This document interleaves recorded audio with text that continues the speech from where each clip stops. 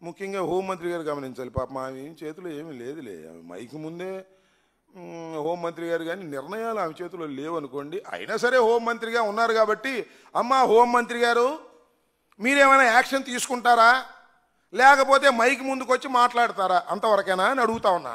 Mic ముందుకు వచ్చి నిన్న మాట్లాడారు చూశారుగా, అందరి మీద కేసులు పెట్టిద్దంట. అమరావతి మునిగిందంటే కేసులు పెట్టిద్దంట. అమరావతి మునిగింది, అమరావతి మునిగింది, అమరావతి మునిగింది, అందరూ అమరావతి మునిగింది, అమరావతి మునిగింది అంటున్నారు. ఏమిటి అన్యాయం ఉంటుంది చెప్పండి? అందరూ అమరావతి తేలింది, అమరావతి తేలింది, అమరావతి తేలిందని. మరి మునకపోతే గండి ఎందుకు కొట్టారు హైవేకి?